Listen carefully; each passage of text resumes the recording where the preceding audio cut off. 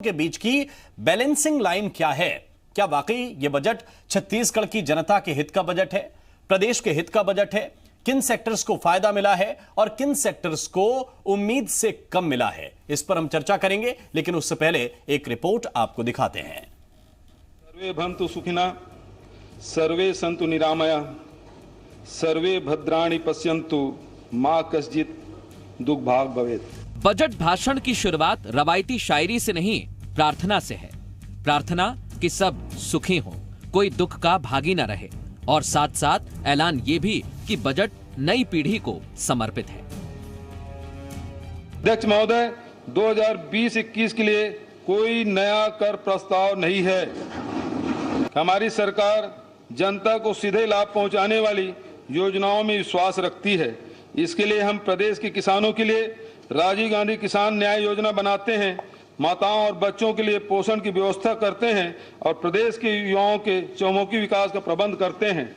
मैं सदन को आश्वस्त करता हूं कि हमारी इन्हीं योजनाओं से गढ़बो नवा छत्तीसगढ़ का सपना साकार किया जाएगा।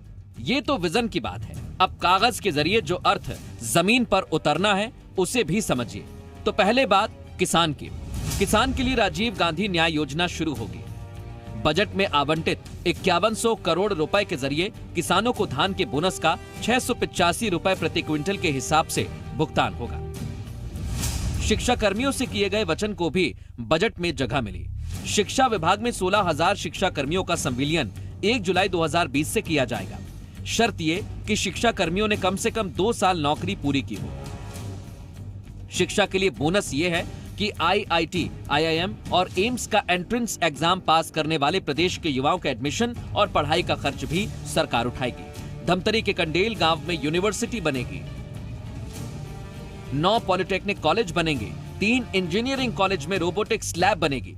ST, SC, OBC बच्चों के लिए छात्रावास बनाने के लिए 378 करोड़, ST वर्ग के छात्रों के लिए 61 नए छात्रावास खोले जाएंगे। बात सेहत की करें तो खूबचंद बघेल स्वास्थ्य योजना में हर शख्स को 5 लाख तक मुफ्त इलाज मिलेगा। इससे बड़ी स्कीम सीएम स्वास्थ्य योजना की है, जिसमें प्रति व्यक्ति 20 लाख रुपए तक का प्रावधान है। कुल मिलाकर 1,02,907 करोड़ के बजट को सरकार बोनस का बजट बता रही है, तो विपक्ष इसे बोगस बजट बता रहा है। पूर्व सीएम रमन सिंह इसे किसानों से धोखा और सिर्फ कल्पना का बजट बता रहे हैं। लोगों को लगना चाहिए सरकार मेरी सरकार है। आज बच्चा भी कह सकता है कि हमारे लिए सोच रहे हैं कि हम कुपोषण के खिलाफ लड़ाई लड़ रहे हैं, एनीमिया के खिलाफ लड़ाई लड़ रहे हैं। बड़ी बीमारियां, जो मलेरिया से कितने लोग मौतें हो जाती है, सिकल सेल से कितने हजारों लाखों लोग पीड़ित हैं, उसकी तरफ कोई ध्यान सरकार का था नहीं। तो हमने स्वास्थ्य, शिक्षा, रोजगार, इस पे हमने फोकस किया है। एग्रीकल्चर सेक्टर का शेयर कम हुआ है। एग्रीकल्चर सेक्टर में GSDP की जो भागीदारी थी वो घटता जा रहा है। तो यदि आप एग्रीकल्चर सेक्टर में ग्रोथ नहीं है, शेयर घट रहा है, तो आपकी योजनाओं का ही नतीजा है कि आप पीछे हट रहे हो। 1,02,000 करोड़ के हिसाब से ये पूरा बजट है, किस तरीके से देखा? 1 लाख से ऊपर का बजट पूरी तरीके से निराशाजनक है, चिंताजनक है और विकास को पीछे ले जाएगा आगे बढ़ाने की बात। छत्तीसगढ़ में पहली बार 1 लाख करोड़ से बड़ा बजट आया है, लेकिन विपक्ष को इसमें भी कई खामियां दिखाई दे रही हैं। अब सवाल यही, क्या ये बजट छत्तीसगढ़ की उम्मीदों को पूरा करने वाला साबित होगा? देवेश तिवारी के साथ सुदीप त्रिपाठी, जी मीडिया। और इसी पर चर्चा करने के लिए एक बहुत खास पैनल हमारे साथ जुड़ रहा है। रमेश वर्लियानी जी हमारे साथ हैं, प्रवक्ता हैं कांग्रेस पार्टी के, पूर्व विधायक हैं। श्रीचंद सुंदरानी जी हमारे साथ हैं, प्रवक्ता हैं भारतीय जनता पार्टी के, पूर्व विधायक आप भी हैं। बहुत बहुत स्वागत है आप दोनों का। और रविंद्र ब्रह्मे साहब इस वक्त हमें ज्वाइन कर रहे हैं, अर्थशास्त्री हैं। बहुत बहुत स्वागत है रविंद्र जी आपका भी। सबसे पहले दोनों पक्षों को तो रविंद्र जी आपने सुना, मुख्यमंत्री को भी सुना, पूर्व मुख्यमंत्री को सुना, और दोनों को अच्छा खासा तजुर्बा है विधानसभा का और बजट भाषण सुनने का। और अब 2 भाषण मुख्यमंत्री भूपेश बघेल के भी हो गए हैं। क्या देखते हैं आप, छत्तीसगढ़ की जो उम्मीदें थीं वो कुछ पूरी कर रहे हैं सीएम?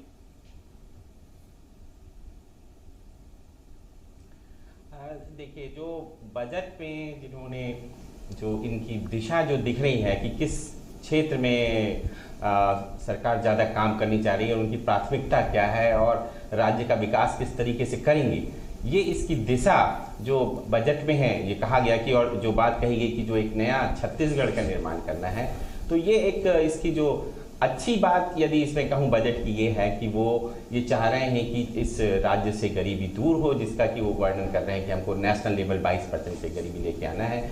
और इसके लिए जो इन्होंने रास्ता चुना है कि हम जो है कुपोषण को दूर करेंगे और हम स्वास्थ्य की सुविधाएं बढ़ाएंगे।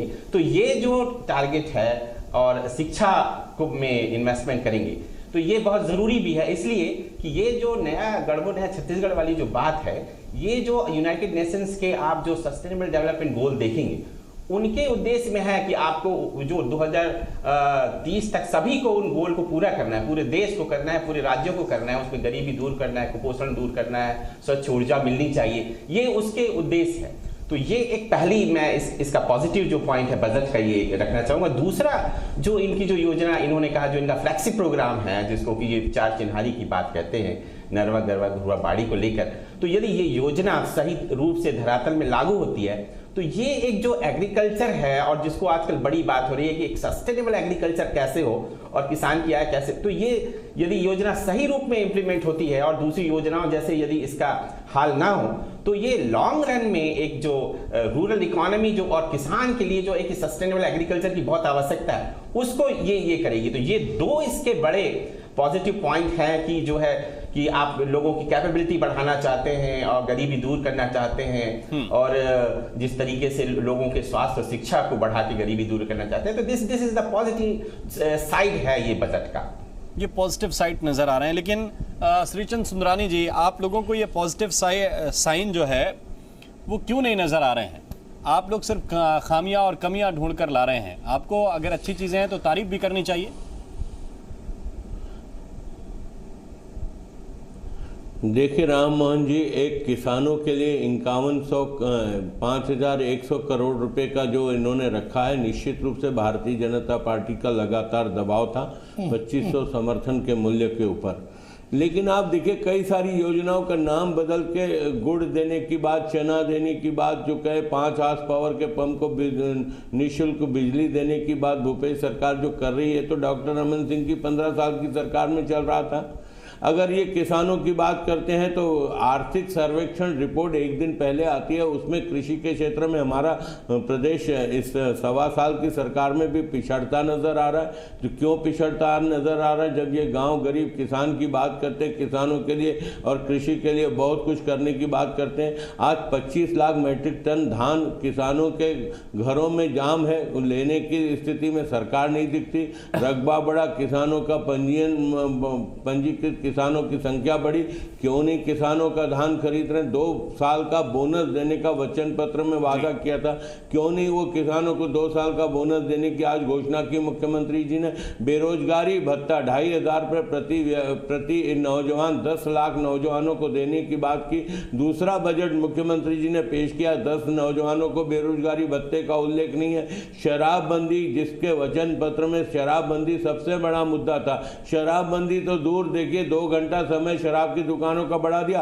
अब अहाता ऑक्शन करने की बात ये सरकार कर रही है। अब भट्टियों में बैठा के शराब पिलाएगी अच्छी सुविधा के साथ, उसके ठेकेदार व अपने कार्यकर्ताओं को किसी न किसी प्रकार से शराब के धंधे में संलग्न करना चाहती है कांग्रेस पार्टी। मैं कहता हूँ प्रॉपर्टी टैक्स की बात क्यों नहीं की? नगरीय क्षेत्र को विकसित करने के बजाय सारा छोड़ दिया। नगरीय प्रशासन को पर्याप्त बजट नहीं दिया। कहीं पे 10 अभी नगर निगम के चुनाव में इनके महापौर बैठे हैं, उसके पूर्व भी 3 नगर निगमों में 2 महापौर कांग्रेस के हैं, 12 नगर निगमों में और नगर पालिकाओं में कांग्रेस के महापौर। क्या शहर का विकास बिल्कुल नहीं करेंगे? शहर की जनता को पूरे अपने हाल पे छोड़ देंगे? गांव का विकास होना चाहिए, किसान का विकास होना चाहिए, मजदूर आगे बढ़ना चाहिए। सरकारी कर्मचारी 1.5 लाख कर्मचारी जिन्हें नियमितीकरण की बात हुई थी, जो वो अब सुन लीजिए सरकार ने, रमेश वर्लियानी जी, पहले बजट में भी बहुत सारी चीजें एक साथ श्रीचंद सुंदरानी जी ने गिना दी। वचन पत्र देते हैं, ये शपथ लेकर वचन पत्र बनाते हैं। ठीक, रमेश वर्लियानी जी एक साथ बहुत सारी चीजें गिनाई, लेकिन शर्मा जी, लेकिन बड़ी बातें मैं आपसे जानना चाहता हूं कि क्या आपको लगता है कि इन बातों पर फोकस किया जाना चाहिए था जिन पर आप थोड़ा सा चूक गए? देखिए शर्मा जी, सरकार का ये दूसरे साल का बजट है और जो घोषणा पत्र बनता है वो 5 साल की कार्य योजना को लेकर बनता है और क्रमशः प्राथमिकता के साथ हर साल बजट में वैसे वैसे प्रावधान होते हैं। छत्तीसगढ़ जो है वो कृषि आधारित प्रदेश है, यहाँ की 70% आबादी कृषि पर आधारित है। तो सबसे बड़ा फोकस तो ये है कि जो गांव में लोग रहते हैं, किसान और खेतिहर लोग, उनको मजबूती दी जाए। इसलिए पहले साल किसानों का कर्जा माफ किया। पिछले साल मोदी जी ने रमन सिंह जी को जो परमिशन दी थी बोनस देने के लिए, उस परमिशन के चलते हम लोग 2500 रुपये में किसानों से धान खरीद पाए। इस समय मोदी जी ने उसमें रुकावट लगा दी, मजबूरन में हमको 1851 में धान खरीदना पड़ा। और ये हास्यास्पद बात करते हैं कि भारतीय जनता पार्टी के दबाव के चलते हम उनको बोनस की राशि दे रहे हैं। अरे 2500 रुपये का संकल्प तो हमारा था, आपने बाधा पैदा की। मुख्यमंत्री ने कई बार कहा कि चलिए आप भारतीय जनता पार्टी के सांसद और विधायक लोग और मोदी जी को समझाइए कि आप किसानों की आमदनी दुगनी करना चाहते हो और वो छत्तीसगढ़ उस दिशा में काम कर रहा है, तो दुगनी आमदनी में रुकावट क्यों पैदा कर रहे हैं आप। लेकिन भारतीय जनता पार्टी के दिल्ली से लेकर रायपुर तक के नेताओं ने कोई सहयोग नहीं किया। अंततः मुख्यमंत्री जी ने अपनी घोषणा के अनुकूल राजीव गांधी किसान न्याय योजना के माध्यम से जो समर्थन मूल्य की डिफरेंस की राशि है वो देने का जो वायदा था उसको बजट में दिखाने का काम किया है। इस बजट में शिक्षा, स्वास्थ्य, उद्योग, नगरीय प्रशासन सबके लिए कहीं ना कहीं प्रावधान है। समाज के किसी वर्ग को हमने इसमें नहीं छोड़ा है। ये बजट का यदि डिटेल में अध्ययन करेंगे तो पाएंगे कि इंफ्रास्ट्रक्चर के साथ साथ शिक्षा, स्वास्थ्य, नगरीय प्रशासन की जो बात कर रहे हैं सुंदरानी जी, हर मद में पैसे की व्यवस्था की गई है, किसी भी सेक्टर को छोड़ा नहीं गया है। और सबसे बड़ी बात तो ये है कि व्यापार और उद्योग में हम लोगों ने नई उद्योग नीति जो बनाई है उसमें छोटे, मध्यम और कुटीर उद्योगों को बढ़ावा देने के लिए उसमें व्यवस्था की गई।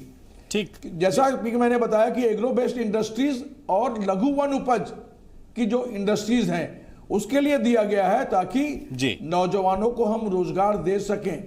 बेरोजगारी भत्ते की बात कमिटमेंट है, लेकिन बेरोजगारी भत्ते से नौजवान का परिवार नहीं चल पाएगा। रमेश, हमारी प्राथमिकता यह है कि हम दोनों नजरें हो सकती हैं और दोनों तरह से बजट को देखा जा सकता है। ये दर्शक सुन रहे होंगे, जब सुंदरानी जी को सुन रहे थे तो भी और आपको सुन रहे हैं तो भी।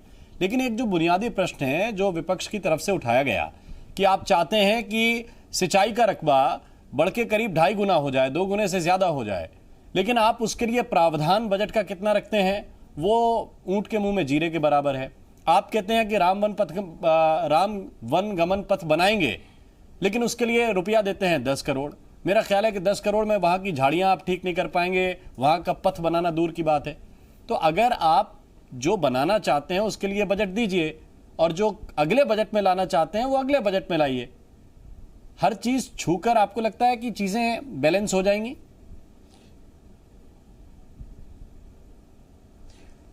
नहीं शर्मा जी, होता क्या है मैं बताऊं आपको कि जिस योजना में हमको काम करना है तो उस योजना में बजट का प्रस्तावित किया जाता है। अब जैसे ही वो काम शुरू होगा तो जो काम में गति आएगी तो अनुपूरक बजट के माध्यम से बाकी शेष राशि दी जाती है। सवाल है ये योजना का आकार तो ले, अभी तक तो आकार लिया ही नहीं था। हम आकार देने का काम कर रहे हैं। आने वाले समय में उसमें कोई पैसे की कोई कमी आने नहीं देंगे। उसमें हम सिंचाई योजनाओं का, यानी बस्तर के इलाके में सिंचाई है ही नहीं, लगभग शून्य है जी।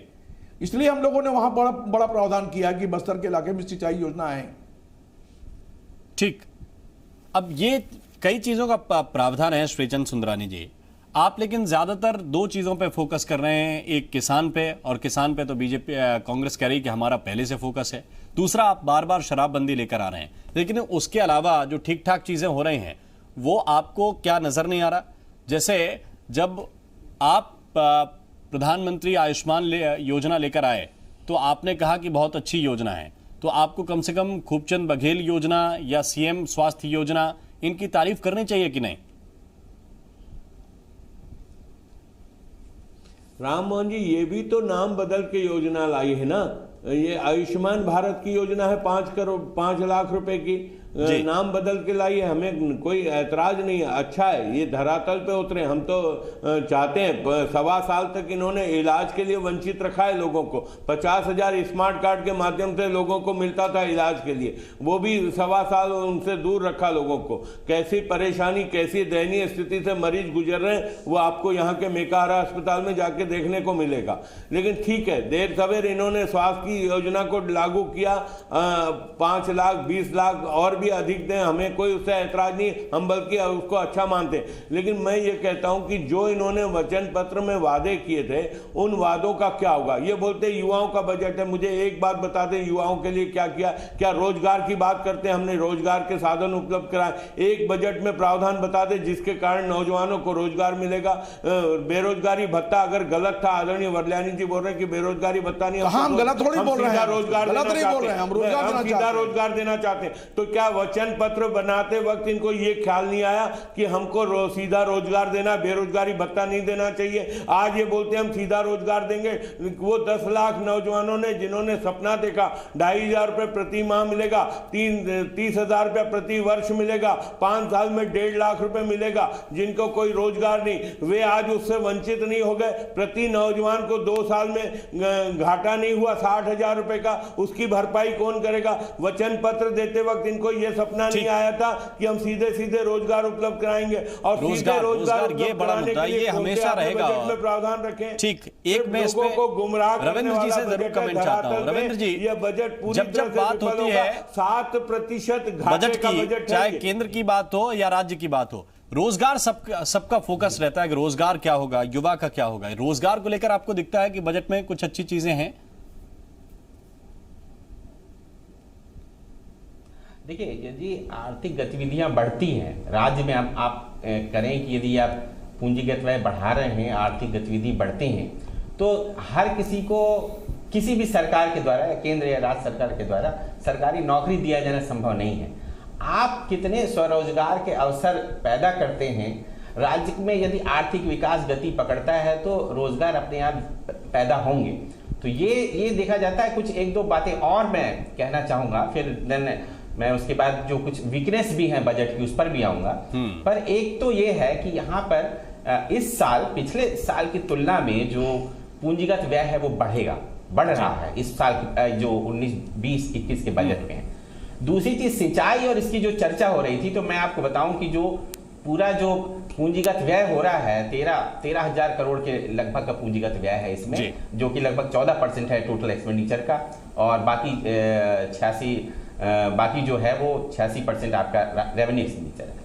तो ये सबसे बड़ा जो अमाउंट जा रहा है, दो अमाउंट जा रहे हैं पूंजीगत व्यय में। एक यातायात पे जो सड़कों का निर्माण और रोड का करना है, और दूसरा सिंचाई पर। जो सिंचाई की आप बात कह रहे थे कि जिसमें 13 लाख हेक्टेयर को बढ़ा के जो है 2028 तक ये 32 लाख हेक्टेयर करना चाहते हैं सिंचाई को।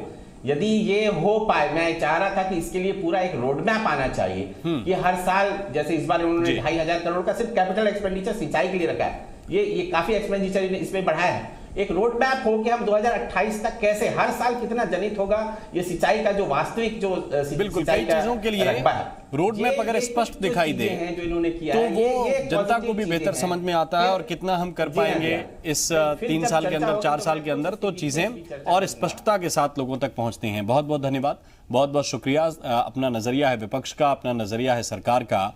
बात और जरिया सिर्फ जनता तक पहुंचने की है, और जनता तक क्या बजट इसी रूप में पहुंचेगा जैसा कागज पर रखा गया है, किस रूप में पहुंचेगा ये भी पूरे साल हमें देखना है। फिलहाल आपकी आवाज में अभी के लिए बस इतना ही। नमस्कार।